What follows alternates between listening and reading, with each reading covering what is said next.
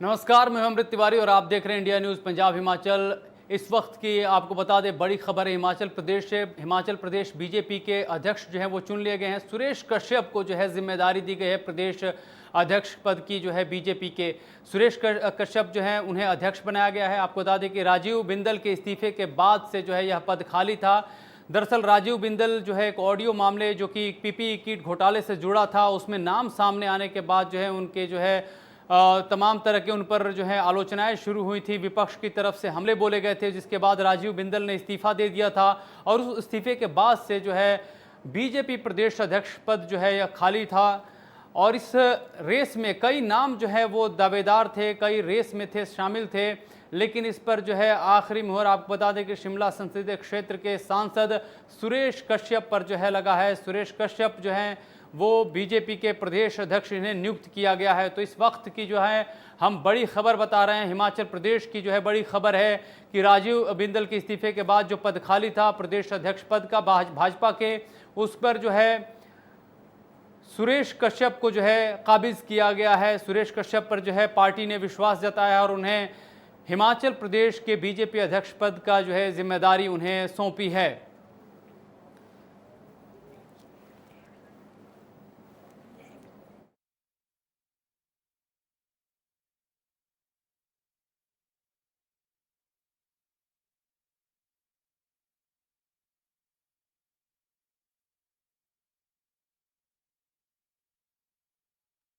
बता रहे हैं कि कथित पीपी घोटाले में जब राजीव बिंदल का नाम आया उसके बाद से जो है उन्होंने इस्तीफा दिया था और उन्होंने ये कहा था कि वह मॉरल ग्राउंड पर ये इस्तीफा दे रहे हैं ताकि मामले की निष्पक्ष जांच हो। और उसके बाद से यह पद खाली था और इस पर सुरेश कश्यप को जो है अब काबिज किया गया है। तो हम आपको लगातार बता रहे हैं कि सुरेश कश्यप को हिमाचल बीजेपी का अध्यक्ष नियुक्त किया गया है। भाजपा के राष्ट्रीय अध्यक्ष जगत प्रकाश नड्डा के आदेश पर बताया जा रहा है कि कश्यप की नियुक्ति हुई है। पार्टी के राष्ट्रीय महासचिव अरुण सिंह ने इस संबंध में अधिसूचना जो है वो बाकायदा जारी कर दी है। सुरेश कश्यप शिमला संसदीय सीट से लोकसभा सांसद हैं। शिमला संसदीय सीट से लोकसभा सांसद सुरेश कश्यप वायुसेना में अपनी सेवाएं दे चुके हैं। आपको बता दें कि इनका जन्म, थोड़े इनके बारे में हम आपको जानकारी देते कि इनका जन्म जो है वो 23 मार्च 1971 को पपलाहन ज़िला सिरमौर में हुआ था और लोक प्रशासन में एमफिल, अंग्रेजी और पर्यटन में पोस्ट ग्रेजुएट ये रहे हैं। Public relations and communication management में भी पोस्ट ग्रेजुएशन डिप्लोमा इन्होंने हासिल किया है। बीएड की डिग्री भी इनके पास है। राजनीतिक सफ़र की शुरुआत में अगर बताएं तो ये बतौर बीडीसी सदस्य के रूप में इन्होंने अपना कदम रखा। 2012 में विधानसभा से यह विधायक चुन करके आए और 2017 में दूसरी बार ये भाजपा के विधायक बने। 2019 लोकसभा चुनाव में ये भाजपा के विधायक चुने गए थे। आपको बता दें कि इसके बाद से संसदीय क्षेत्र शिमला से ये जो है इन्हें जो है जनप्रतिनिधि की भूमिका में थे, लेकिन अब जो है इन्हें बीजेपी का अध्यक्ष जो है वो प्रदेश अध्यक्ष बनाया गया है।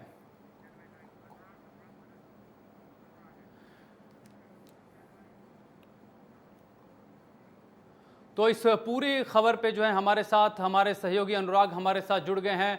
अनुराग, कई नाम जो है वो रेस में थे और आखिरकार सुरेश कश्यप पर मुहर लगाई गई है। कैसे देखा जाए हिमाचल की राजनीति को इस नाम की घोषणा के बाद? देखिए अमृत, इसमें जो है बड़े दिनों से जो ये हमारे प्रदेश अध्यक्ष का मामला था ये काफ़ी दिनों से अटका हुआ था। कई बार जो कांग्रेस है वो इस पे आरोप लगा चुकी थी कि बिना दूल्हे की बारात जो है भाजपा हिमाचल में चला रही है। अगर हम बात करें सुरेश कश्यप की, सुरेश कश्यप एक पाक साफ छवि के इंसान हैं, जबकि उन्होंने बहुत छोटे लेवल से इसकी शुरुआत की थी। उन्होंने जो था वो बतौर बीडीसी मेंबर के तौर पे उन्होंने किया था, अपना जो राजनीतिक सफ़र शुरू किया था। और उसके बावजूद उसके बाद जो थे ये वायुसेना के अधिकारी भी रहे। उसके बाद ये जो है हिमाचल की राजनीति में इन्होंने पांव रखा था। अगर हम सुरेश कश्यप की बात करें, ये जो हैं ये अनुसूचित जाति से आते हैं। अनुसूचित जाति से आने के कारण एक ये बहुत अच्छा मैसेज हिमाचल की राजनीति में जाएगा कि जिस तरह से मोदी सरकार भी चाहती है कि जो पिछड़ा वर्ग है, छोटे कम अमीर कम गरीब लोग जो हैं वो लोग जो हैं वो सामने उभर कर आए, आम जनता का विकास हो, उस तरह के लोगों के लिए जो है कहीं ना कहीं सुरेश कश्यप जो हैं एक उदाहरण के रूप में प्रस्तुत हुए हैं। अगर हम सुरेश कश्यप की अगर हम बात करें तो बहुत दिनों से जो ये मामला लंबित चल रहा था, इसमें जो जेपी नड्डा जी है उन्होंने आज इस बात की स्थिति क्लियर कर दी और उन्होंने ये बताया कि किसी भी तरह से जो भी है इनको आज नियुक्त किया जाना चाहिए। तो जो हमारे राष्ट्रीय वो जो है हमारे राष्ट्रीय सचिव हैं, उन्होंने जो है इस बात की आज उन्होंने अपनी नोटिफिकेशन जारी कर दी है, जिसमें उन्होंने ये बताया है कि जी अब जो है आज के बाद भाजपा के जो प्रदेशाध्यक्ष हैं वो सुरेश कश्यप रहेंगे। जी जी जी अनुराग, आप बिल्कुल सही बता रहे हैं कि ये बेहद ही एक मॉडरेट फैमिली से निकले हुए व्यक्ति हैं, सेना में सेवाएं दे चुके हैं, साथ ही बीडीसी से इन्होंने अपनी शुरुआत की थी, लेकिन साथ ही एससी कम्युनिटी से भी बिलोंग करते हैं।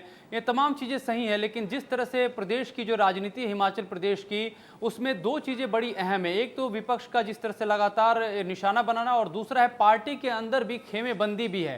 तो क्या आपको लगता है कि सुरेश कश्यप का जो कैलिबर है वो पार्टी के तमाम नेताओं को साधने में, उन्हें एकजुट रखने में, एक लकीर पर जो है कायम करने में, क्या उनकी जो है कोशिश रंग लाएगी, या फिर यहाँ भी कोई जो है उहापोह की स्थिति देखने को मिलेगी?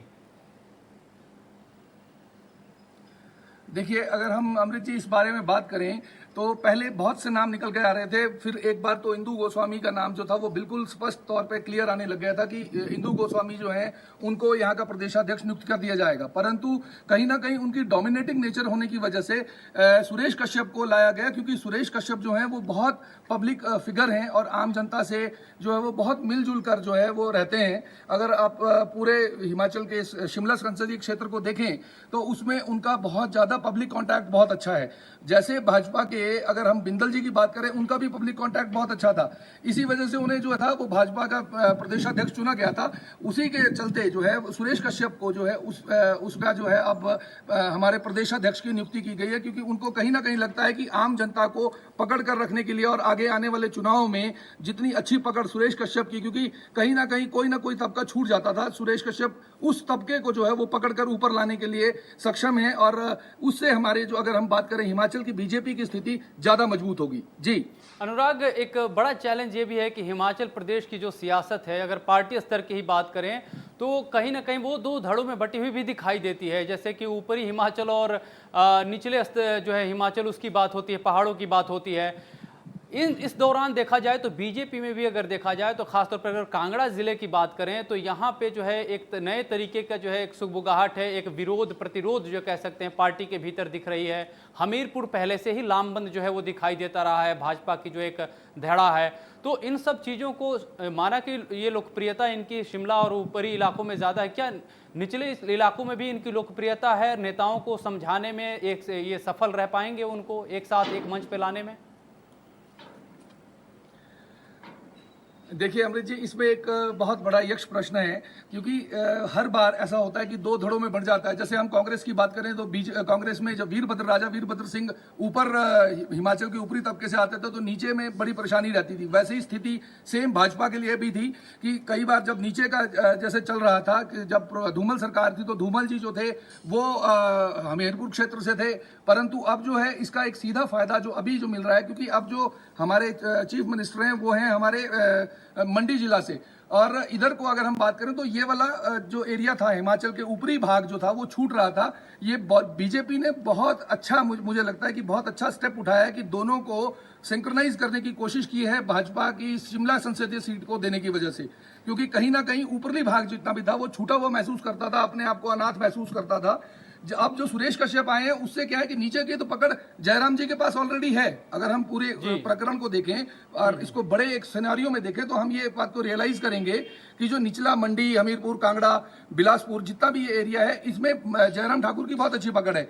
रादर ऊपरी भाग जो थे वो कुछ लोगों में कहीं ना कहीं सुबुगाहट थी कि कुछ हमारा जो ये है कि हमें अनदेखी की जा रही है, उस वजह से हो सकता है कि भाजपा के जयप्रकाश नड्डा ने, क्योंकि जयप्रकाश नड्डा भी अगर हम बात करें तो वो बिलासपुर से हैं, उनकी जो अपनी सारी पकड़ है वो निचली क्षेत्र में बहुत अच्छी है। और ऊपर की बात है तो यहाँ पर इसीलिए बिंदल जी को भी इसीलिए बनाया गया था क्योंकि उनको लग रहा था कि ऊपर का एरिया छूट ना जाए। इस वजह से जो है अब इन्होंने दोबारा जो है शिमला संसदीय क्षेत्र को देकर इन्होंने अपनी पकड़ मजबूत की है, बजाय कि दो धड़ों को बांटने के। इसमें सीधा फायदा जो है अगर ऊपरी क्षेत्र से कोई अगर हमारा प्रदेशाध्यक्ष बनता है तो उसका सीधा फायदा भाजपा को मिलेगा अगले आने वाले चुनाव में। जी बिल्कुल अनुराग, आप सही फरमा रहे हैं। लेकिन एक और बात है कि कार्यकर्ता जो होता है वो किसी पार्टी की एक महत्वपूर्ण कड़ी होता है, वो एक पहली इकाई है। कार्यकर्ताओं में जो है किस तरह के जो है जोश देखने को मिल रहा है, या फिर उनकी तरफ से कोई उनके व्यूज एयर हुए हों, प्रतिक्रियाएं आई हों? कार्यकर्ताओं में किस तरह की प्रतिक्रिया है सुरेश कश्यप को बीजेपी प्रदेश अध्यक्ष बनाए जाने पर? देखिए, अगर अभी तो वैसे अभी आधा ही घंटा हुआ है, आधा पौना घंटा हुआ है इस नोटिफिकेशन को आए को, परंतु लोगों का जमावड़ा जो है वो इकट्ठा होना शुरू हो गया है। अगर हम नाहन की बात करें या पछाद वाला क्षेत्र जो है, जिस क्षेत्र में उनके घर के आसपास लोगों का जमावड़ा शुरू हो चुका है, लोग मुबारक के जो है वो मैसेजेस उनको पास ऑन कर रहे हैं। अभी तो बल्कि हमने भी उनसे बात करने की कोशिश की थी, पर उनका फोन इतना बिजी था कि हम भी उनसे कॉन्टैक्ट नहीं कर पाए। जी अनुराग, अभी अगर आपसे मैं पूछूं कि आने वाले वक्त में क्या क्या मुख्य चैलेंजेस सुरेश कश्यप के सामने हैं, तो क्या आप बताएंगे उस पर? देखिए, अगर हम सुरेश जी की बात करें तो जो सबसे पहला आपने अभी क्वेश्चन किया कि हिमाचल 2 धड़ों में बटा हुआ है, पहला तो यही एक कारण है कि उन्हें पहले तो उसको संयोजित करना पड़ेगा, सबको इकट्ठा करना पड़ेगा। ये सबसे पहला चैलेंज है, क्योंकि अगर ये इकट्ठा कर पाने में सक्षम होते हैं तो कहीं ना कहीं बीजेपी को इस चीज का फायदा मिलेगा। उनका जो अपना काम जिस वजह से उन्हें ये कार्यभार सौंपा गया है उसको संगठित करने का ही बेसिक पर्पज है, क्योंकि भाजपा प्रदेशाध्यक्ष जो होता है वो एक ऐसी सीट है जिसमें जो है वो संचालन, जो संगठन का संचालन है उसको करना होता है, और उसमें आपसी सामंजस्य जो है वो बनाकर रखना होता है। यही एक सबसे महत्वपूर्ण कार्य है जो उनको दिया गया है, और वो इस चीज में कला में निपुण है। और मुझे लगता है जितना हम जानते हैं सुरेश कश्यप को, वो इस चीज में निपुण है। जी अनुराग, एक और बात है, विपक्ष जिस तरह से हमलावर है, जैसे पीपी किट घोटाले को लेकर के, सैनिटाइजर घोटाले को लेकर के, एक अलग तरीके का विपक्ष ने भी जो है एक अपनी जो धार है वो मजबूत कर ली है। क्या आपको नहीं लगता कि सुरेश कश्यप जो है सब उनके पास ये भी एक चैलेंज है कि इस जो धार वाली जो उनके पास तलवार मिल गई विपक्ष को, उसको कुंद करना जो है उनकी सबसे पहली जिम्मेदारी होगी? देखिए, ये भी एक बहुत बड़ा क्वेश्चन है अगर हिमाचल की राजनीति में बात करें। वैसे अभी अगर हम पूरे ओवरऑल उसमें देखें तो अभी कांग्रेस में कोई भी ऐसा नेता उभर कर नहीं आ रहा है जो उसको स्टैंड ले सके। राजा वीरभद्र सिंह की अगर हम बात करें तो वो एक अपने आप में सशक्त नेता थे। अभी बहुत नेता हैं ऑल्दो लाइन में कांग्रेस की भी, परंतु अभी तक जो जिस तरह से मुकेश अग्निहोत्री अभी कमान संभाले हुए हैं, मुकेश अग्निहोत्री भी रोज कोई ना कोई वो करते हैं, परंतु जो ये फूट अगर हम बात करें बीजेपी में है तो वो कहीं ना कहीं कांग्रेस में भी है। कांग्रेस भी कई धड़ों में बटा हुआ है, और उस वजह से वो जो है उनकी अपने आप ही धार कम हो रही है और बीजेपी को उस चीज का फायदा मिलता है। परंतु सुरेश कश्यप के मौजूदगी की वजह से जो भाजपा में, क्योंकि अभी जो हम बात कर रहे हैं वो सुरेश कश्यप की कर रहे हैं, सुरेश कश्यप को अगर हम बात करें कि फायदा जो है वो यही है कि सुरेश कश्यप ऊपरी इलाके से आते हैं, निचले वालों को सामंजस्य बिठाने में उन लोगों को उसका फायदा मिलेगा, जिससे सुरेश कश्यप जो है वो भाजपा की अपने आप को संगठन में मजबूत कर पाएंगे। जी अनुराग, आपने बिल्कुल सही फरमाया, और अभी देखना बाकी होगा कि अभी तो खैर सुरेश कश्यप जो है वो जिम्मेदारी संभालने जा रहे हैं। वो हिमाचल प्रदेश में जिस तरह की राजनीति होती है, हर 2 किलोमीटर पर राजनीति का जिस तरह से भाषाएं में परिवर्तन होती है, राजनीति भी उस तरह से बदलती जाती है, साइकोलॉजी राजनीति की बदलती है, इश्यूज बदल जाते हैं। देखना होगा कि उसको वो कैसे टैकल करते हैं, साथ ही कार्यकर्ताओं से लेकर तमाम जो नेता हैं उनकी नाराजगियों को कैसे दूर करते हैं और एक मंच पर ला करके जो है किस तरह से पार्टी को आगे ले जाते हैं। फिलहाल इन तमाम बातचीत के लिए आपका अनुराग बहुत बहुत शुक्रिया। तो ये हम आपको बता रहे हैं लगातार कि हिमाचल प्रदेश में जो है एक तरह से देखा जाए तो एक नए तरीके से आगाज़ किया है भाजपा ने। ऊपरी हिमाचल से उन्होंने सुरेश कश्यप को जिम्मेदारी दी है ताकि तमाम तरह के जो इस तरह से समीकरण बनाए जा रहे हैं सत्ता को लेकर के, पार्टी में जो है एक पावर को लेकर के, उस पूरे एक्सिस को जो है वो मजबूत बनाया जाए, ताकतवर बनाया जाए। चलिए बढ़ते अगली खबर की तरफ बात करते हैं पंजाब की। पंजाब कैबिनेट में आज जो है कई अहम फैसले लिए गए। इसमें जो आपको बता दें कि अमृतसर और लुधियाना वाटर सप्लाई प्रोजेक्ट पर भी मुहर लगाई गई है। तकरीबन 285.71 US डॉलर की लागत से लगने वाला वाटर सप्लाई प्रोजेक्ट जो है वो रिहायशी लगाया गया। साथ ही रिहायशी इलाकों की भूमि सुधार में भी जो है कई अहम फैसले लिए गए। आपको बता दें कि GDMA लैंड पुलिंग पॉलिसी में को और बेहतर और अट्रैक्टिव बनाया गया है। ज़मीन देने वालों के लिए अतिरिक्त लाभ देने की बात कही गई है। तो एक और बड़ी खबर हम आपको बता रहे हैं पंजाब कैबिनेट की। पंजाब कैबिनेट ने रिहायशी इलाकों के लिए जो है लैंड पुलिंग में जो है एक नया आकर्षक प्रावधान किया है, जिसके तहत अतिरिक्त सुविधाएं, अतिरिक्त जो है मुआवजा जो है, जो लोग अपनी ज़मीन स्वतः स्वेच्छा से विकास कार्यों के लिए देते हैं उन्हें पंजाब सरकार मुहैया कराएगी। इसके अलावा पानी के जो है स्रोत को बढ़ाने को लेकर के भी जो है अलग से प्रोजेक्ट को जो है हरी झंडी दी गई है। और इस खबर पे हमारे साथ जुड़ गए हैं हमारे संवाददाता नकुल। पंजाब कैबिनेट की जो बड़े फैसले हैं, क्या क्या और बड़ी जानकारी है आपके पास उनसे जुड़ी हुई?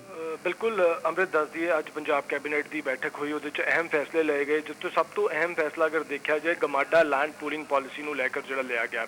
अपनी लैंड पूलिंग पॉलिसी नूं अपग्रेड किया गया पंजाब सरकार वालों। गमाडा वालों जिहड़े रेजिडेंशियल सैक्टर जिहड़े है वो वधाउण दी गल कीती जा रही है। कोई 1680 एकड़ की जिहड़ी लैंड है वो पहले राउंड दे विच जिहड़ी एक्वायर की जाएगी, जो कि मोहाली दे विच पैंदा है। सैक्टर 101 तो 103 जिहड़ा मोहाली दा जिहड़ा ये सैक्टर बनाया जाएगा। जिवें जिहड़ी ये पॉलिसी अमेंड हुई है, इस गमाडा दे विच 1000 स्क्वेयर फुट यार्ड जिवें कोई अपनी कोई जमीन दिंदा है, जिन्हां दी जमीन विच पैंदी है, वो अपनी जमीन अगर सरकार नूं एक्वायर करन वास्ते दिंदा है, उहदा जिहड़ा कैश कंपनसेशन ते मिलेगा ही मिलेगा। नाल दी नाल सरकार उहनूं रेजिडेंशियल प्लॉट और कमर्शियल प्लॉट भी दिंदी है। 1000 स्क्वेयर अगर कोई 1 एकड़ जमीन दिंदा है तो उहनूं कोई 1000 स्क्वेयर फुट यार्ड जिहड़े है रेजिडेंशियल प्लॉट दे मिलणगे, और 200 स्क्वेयर फुट यार्ड जिहड़े ने वो कमर्शियल प्लॉट लिए मिलणगे। इस करके जिहड़ा है अपग्रेड किया गया ताकि जिहड़े रेजिडेंशियल सैक्टर है गमाडा वालों होर वधाए जाण, और इहदे नाल जिहड़ा फायदा जरूर होएगा इंडस्ट्रीयल सैक्टर नूं भी जिहड़ा ज़्यादा फायदा होएगा इहदे नाल। अमृत जी नकुल, इन तमाम जानकारी के लिए आपका बहुत बहुत शुक्रिया। तो पंजाब सरकार के जो कैबिनेट है वो उसने कई अहम फैसले लिए हैं, जिसके बारे में विस्तार से हमारे संवाददाता ने जानकारी दी। आपको बता दें कि जीडीए में लैंड पूलिंग पॉलिसी को और बेहतर बनाया गया है, साथ ही साथ वाटर सप्लाई को बेहतर करने के लिए नए प्रोजेक्ट को हरी झंडी दी गई है। इसके अलावा जेलों में भर्ती होकर जो है 350 वार्डन किए जाएंगे, और भी जो है लगातार कैबिनेट जो है कोरोना को लेकर के भी जो है नए तरीके के इलाज की मशीनों को जो है हरी झंडी दी है।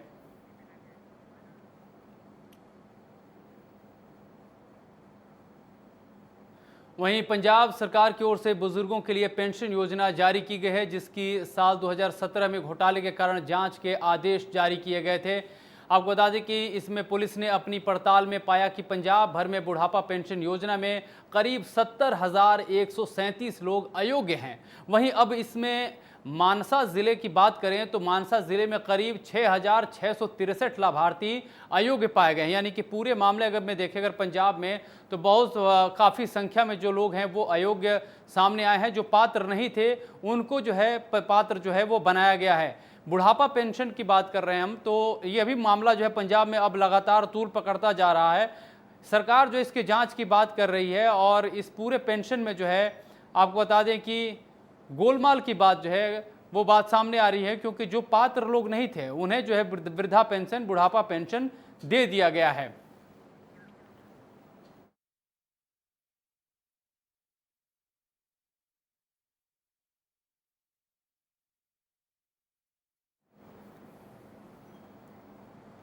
तो हम आपको बता रहे हैं बुढ़ापे पेंशन से जुड़ी हुई खबर। पंजाब सरकार के 162 करोड़ रुपए वाले बुढ़ापे पेंशन घोटाले में संगरूर जिले का भी नाम सामने है। आपको बता दें कि इस फर्जीवाड़े में करीब यहाँ भी 12,573 लोगों से करोड़ों रुपए की ठगी की गई है, जिसको लेकर विपक्षी पार्टियां कैप्टन सरकार को आड़े हाथों ले रही हैं। तो वहीं जब इस मामले पर संगरूर के एडीसी विकास से बात की गई तो उन्होंने अपना पल्ला झाड़ते हुए कहा कि उनके पास सरकार की तरफ से जांच के आदेश अभी तक नहीं आए हैं। लेकिन जिस तरह से फर्जीवाड़े की बात सामने आ गई उसमें कोई दो राय नहीं कि जो लोग पात्र नहीं थे उनको पात्र बनाया गया।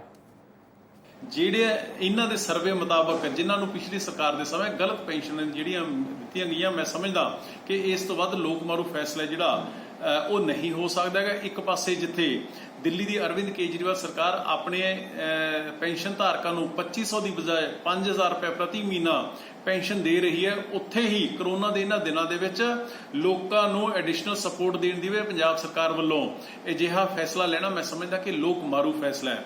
ਔਰ ਦੂਜੀ ਗੱਲ ਇਹਦੇ 'ਚ ਕੋਈ ਦੋ ਰਾਏ ਨਹੀਂ ਕਿ ਸਰਕਾਰ ਚਾਹੇ ਪਹਿਲਾਂ ਅਕਾਲੀ ਦਲ ਦੀ ਸੀ ਤੇ ਚਾਹੇ ਹੁਣ ਕਾਂਗਰਸ ਪਾਰਟੀ ਦੀ ਹੈ, ਇਹਨਾਂ ਸਮਾਜਿਕ ਸਕੀਮਾਂ ਦਾ ਸਿਆਸੀਕਰਨ ਹੈ ਜਿਹੜਾ ਵੱਡੇ ਪੱਧਰ ਦੇ ਉੱਪਰ ਹੋ ਚੁੱਕਾ ਹੈ। ਤੇਰ-ਮੇਰ ਹੈ ਵੱਡੇ ਪੱਧਰ ਦੇ ਉੱਪਰ ਹੁੰਦੀ ਹੈ, ਔਰ ਜਿਹੜੇ ਅਸਲੀ ਸਹੀ ਮਾਇਨੇ ਦੇ ਵਿੱਚ ਜਿਹੜੇ ਯੋਗ ਵਿਅਕਤੀ ਹੁੰਦੇ ਨੇ, ਲੋੜਵੰਦ ਹੁੰਦੇ ਨੇ, ਉਹਨਾਂ ਦੀ ਕੋਈ ਪੁੱਛ ਪ੍ਰਤੀਤ ਨਹੀਂ ਹੁੰਦੀ ਹੈਗੀ। ਉਹ ਤਾਂ ਵਿਚਾਰੇ ਪਿੱਛੇ ਹੀ ਰੁਲ ਜਾਂਦੇ ਨੇ। ਇਹਦੇ 'ਚ ਕੋਈ ਦੋ ਰਾਏ ਨਹੀਂ ਕਿ ਵੱਡੇ ਪੱਧਰ ਉੱਪਰ ਸਿਆਸੀਕਰਨ, ਰਾਜਸੀਕਰਨ ਇਹਨਾਂ ਸਕੀਮਾਂ ਦਾ ਹੋ ਚੁੱਕਿਆ। ਗਲਤੀਆਂ ਹੁੰਦੀਆਂ ਨੇ, ਕੁਝ ਕੁ ਵੋਟਾਂ ਲਈ ਮੈਂਬਰ ਸਰਪੰਚ ਲੋਕਾਂ ਨੂੰ ਉਤਸ਼ਾਹਿਤ ਕਰ ਲੈਂਦੇ ਨੇ ਵੀ ਦੇਖੋ ਵੀ ਮੈਂ ਤੁਹਾਡੀ ਪੈਨਸ਼ਨ ਲਵਾ ਦੂੰਗਾ। ਲੋਕ ਚਾਹੇ ਭੋਲੇ ਨੇ, ਚਾਹੇ ਉਹਨਾਂ ਦੀ ਗਲਤੀ ਆ। ਇਹ ਪਹਿਲੀ ਗੱਲ ਤਾਂ ਗਲਤੀ ਹੈ ਵੀ ਜੋ ਉਹ ਚੀਜ਼ ਦੇ ਲਾਇਕ ਨਹੀਂ ਹੈਗੇ ਉਹ ਤੋਂ ਉਮੀਦ ਕਰਦੇ ਨੇ, ਲੋਕਾਂ ਦੀ ਗਲਤੀ ਆ। ਪਰ ਸਰਕਾਰਾਂ ਹੁਣ ਖਾਲੀ ਠੂਠਾ ਲੈ ਕੇ ਲੋਕਾਂ ਤੋਂ ਖੋਹ ਰਹੀਆਂ ਨੇ ਮੰਗ ਦੇ ਤਰ੍ਹਾਂ ਵੀ ਸਾਡੇ ਖਜ਼ਾਨੇ ਖਾਲੀ ਹੋ ਗਏ ਭਾਈ, ਤੁਸੀਂ ਸਾਨੂੰ ਪੈਸੇ ਦਿਓ। ਕਿੱਥੇ ਤਾਂ ਸਰਕਾਰਾਂ ਨੇ ਲੋਕਾਂ ਦੀ ਮਦਦ ਕਰਨੀ ਸੀ ਭਾਈ, ਚਲੋ ਲੋਕਡਾਊਨ ਦੇ ਵਿੱਚ ਥੋੜ੍ਹਾ ਘਾਟਾ ਪੈ ਗਿਆ ਤੇ ਹੁਣ ਪਿਛਲੇ ਕਈ ਸਾਲਾਂ ਤੋਂ ਉਹਨਾਂ ਤੋਂ ਪੈਸੇ ਲੈਣਗੇ। ਲੋਕ ਜਿਹੜੇ ਬਹੁਤ ਜ਼ਿਆਦਾ ਗਰੀਬ ਨੇ, ਜ਼ਿਆਦਾ ਡਾਊਨ ਨੇ, ਉਹਨਾਂ ਤੋਂ ਖੋਣਗੇ ਤਾਂ ਕਿੱਥੇ ਲੋਕ ਉਹਨੂੰ ਹਾਂ ਦਾ ਨਾਰਾ ਵੱਜੂ, ਕਿੱਥੋਂ ਸਰਕਾਰਾਂ ਦੇ ਨਾਲ ਤੁਰਨਗੇ। ਇਹ ਤਾਂ ਇੱਕ ਤਰ੍ਹਾਂ ਦਾ ਲੜਾਈ ਦਾ ਧੰਦਾ ਬਣ ਜੂ। ਜੋ ਮੈਂਬਰਾਂ ਸਰਪੰਚਾਂ ਜਿਨ੍ਹਾਂ ਨੇ ਵੋਟਾਂ ਲਵਾਈਆਂ ਸੀ, ਉਹਨਾਂ ਦੀਆਂ ਵੋਟਾਂ ਵੇਲੇ ਪੈਨਸ਼ਨਾਂ ਲਵਾਈਆਂ ਸੀ, ਲੋਕ ਉਹਨਾਂ ਨਾਲ ਲੜਨਗੇ। ਸਰਕਾਰ ਦੀ ਇਹ ਜੋ ਬੇਵਕੂਫੀ ਹੈ, ਸਮਝਦਾਰੀ ਪਹਿਲਾਂ ਵਰਤਣੀ ਚਾਹੀਦੀ ਸੀ। ਬੜੀ ਵੱਡੀ ਲਿਸਟ ਜਾਰੀ ਕੀਤੀ ਗਈ ਹੈ ਜਿਹਦੇ ਵਿੱਚ ਕਿਹਾ ਗਿਆ ਕਿ 12,500 ਦੇ ਕਰੀਬ ਲੋਕ ਅਯੋਗ ਪਾਏ ਗਏ ਨੇ ਤੇ ਉਹਨਾਂ ਤੋਂ 26 ਕਰੋੜ ਸਮਥਿੰਗ ਦੀ ਰਿਕਵਰੀ ਕੀਤੀ ਜਾਊਗੀ। ਮੈਂ ਸਮਝਦਾ ਵੀ ਇਹ ਹਰ ਵਾਰ ਗਾਜ ਆਮ ਲੋਕਾਂ ਦੇ ਉੱਤੇ ਹੀ ਕਿਉਂ ਗਿਰਦੀ ਹੈ ਕਿ ਇਹਦੇ ਵਿੱਚ ਕੋਈ ਸਰਟੀਫਿਕੇਟ ਜੋ ਜਾਰੀ ਕੀਤੇ ਗਏ ਨੇ, ਕਿਉਂਕਿ ਸਰਕਾਰੀ ਸਰਟੀਫਿਕੇਟਾਂ ਦੇ ਥਰੂ ਹੀ ਇਹ ਪੈਨਸ਼ਨਾਂ ਲੱਗੀਆਂ ਹੋਣਗੀਆਂ, ਜਾਂ ਕੋਈ ਜ਼ਮੀਨਾਂ ਦੇ ਸਰਟੀਫਿਕੇਟ, ਜਾਂ ਕੋਈ ਉਹਨਾਂ ਦੀ ਇਨਕਮ ਦਾ ਜੋ ਸੋਰਸ ਸੀਗਾ ਉਹਨੂੰ ਵੈਰੀਫਾਈ ਕੁਝ ਅਫਸਰਾਂ ਵੱਲੋਂ ਕੀਤਾ ਗਿਆ ਹੋਊਗਾ। ਅੱਜ ਉਹੀ ਡਿਪਾਰਟਮੈਂਟ ਜੋ ਪਹਿਲਾਂ ਲੋਕਾਂ ਨੂੰ ਪੈਨਸ਼ਨਾਂ ਲਾਉਂਦਾ ਹੈ, ਅੱਜ ਉਹੀ ਡਿਪਾਰਟਮੈਂਟ ਇੱਕ ਲਿਸਟ ਜਾਰੀ ਕਰਕੇ ਰਿਕਵਰੀ ਦੀ ਗੱਲ ਕਰ ਰਿਹਾ ਹੈ। ਕਿਉਂ ਨਹੀਂ ਪੰਜਾਬ ਸਰਕਾਰ ਉਸ ਡਿਪਾਰਟਮੈਂਟ ਦੀ ਇਨਕੁਆਇਰੀ ਕਰਾਉਂਦੀ? ਕਿਉਂ ਨਹੀਂ ਉਹ ਲੋਕਾਂ ਨੂੰ ਦੇ ਉੱਤੇ ਗਾਜ ਗਿਰਦੀ? ਜੋ ਲੋਕ ਇਹ ਜੋ ਘਪਲੇਬਾਜ਼ੀ ਹੋਈ ਹੈ ਪੈਨਸ਼ਨਸ ਦੇ ਵਿੱਚ, ਉਹਦੇ ਬਾਰੇ ਅਸਲ ਦੇ ਵਿੱਚ ਜ਼ਿੰਮੇਵਾਰ ਨੇ ਆਮ ਲੋਕਾਂ ਤੇ ਇਹਦੀ ਗਾਜ ਸਿੱਟ ਕੇ। ਜੋ ਆਮ ਲੋਕਾਂ ਜੋ ਪਹਿਲਾਂ ਹੀ ਗਰੀਬ ਨੇ। तो हम बता रहे हैं कि किस तरह से पंजाब में जो है वो फर्जीवाड़ा है, जो लोग पात्र नहीं थे उनको पात्र बनाया गया। हमारे संवाददाता हमारे नकुल अरोड़ा हमारे साथ जुड़ चुके हैं। नकुल, सवाल यही उठता है कि जिस तरह से जो लोग इसके एलिजिबल नहीं थे, जो पात्र नहीं थे, उनको बुढ़ापा पेंशन जो है वो नवाज दिया गया। क्या लगता है कि इसमें जनता दोषी है या ब्यूरोक्रेट्स या फिर जो अधिकारी है वहाँ पे बैठे हुए वो दोषी हैं? क्योंकि अगर देखा जाए तो अधिकारियों के मातहत थी तो ये पूरा जो है पेंशन जो है वो उसका आवंटन किया गया, यानी कि फर्ज से कहीं ना कहीं अधिकारी ही चुके हैं। तो क्यों ना कार्रवाई की, जब जिस तरह से पंजाब सरकार कार्रवाई की बात कर रही है तो कार्रवाई की शुरुआत क्यों ना वहीं से शुरू हो? अमृत, बिल्कुल किते ना किते डिपार्टमेंट की अनदेखी जरूर सामने आ रही है, क्योंकि 162 करोड़ 35 लाख रुपए का जो पूरा स्कैम है सामने आ रहा है। ओल्ड एज पेंशन एक सोशल स्कीम हैगी है जी बजुर्ग लोगों को मिलती है। दस दिए कि कुल कोई फेक पेंशनर्स कोई 70,137 फेक पेंशनर्स है जिन्हों की रकम जी है 162.35 करोड़ रुपया बन रही है। इन्हों कुछ जिले ने, 6 जिले ने, संगरूर सब तो उत्ते है जिस 12,573 फेक बेनीफिशरीज ने, बठिंडा 8762 ने, अमृतसर 7853 ने, मुक्तसर 7441 ने, तो पटियाले 6528 ने। जी कुल रकम बनती है 162 करोड़ तो वध जाके बन जाती है। तो ये जरा एक साफ देखने को मिल रहा है कि सरकार दे विच स्कैम ही होया, क्योंकि 17 दे विच सरकार आंदी है, एक नोटिफिकेशन जारी करती है कि जेडे बंदे एलिजिबल नहीं उन्होंने एक लिस्ट तैयार की जाए, पर 2.5 साल बाद एक लिस्ट तैयार की जाती है जिहदे च दस्सिया जाता है कि 70,000 जेडे फेक बेनीफिशरीज है और 162 करोड़। हुण सरकार अपना पल्ला झाड़न नूं या डिपार्टमेंट अपना पल्ला झाड़न नूं एक जिहड़ी डिपार्टमेंट एक इंक्वायरी बैठा रही है और सारे डीसीज को हुक्म कर रही है कि ये सारे जेडे पैसे जेडे फेक बेनीफिशरीज तक पहुंचे हैं इन्हों रिकवर किया जाए। जी जी नकुल, इस तमाम बातचीत के लिए बहुत बहुत शुक्रिया। तो 2.5 साल बाद जो है, जैसा कि हमारे संवाददाता बता रहे थे, अब सरकार को याद आया है कि भाई पैसे की रिकवरी करनी है, क्योंकि फर्जीवाड़ा हो चुका है, गलत हाथों में पैसे दिए गए हैं और 2.5 साल तक किसी को होशो हवास तक नहीं था। अधिकारी सुस्त थे, तमाम जो है कान में रुई डाल के सो रहे थे। लेकिन जब यह मामला प्रकाश में आया है तब इसे अब रिकवरी करने की बात कही जा रही है। तो इस बुलेटिन फिलहाल इतना ही। आप देखते रहे इंडिया न्यूज़ पंजाब हिमाचल।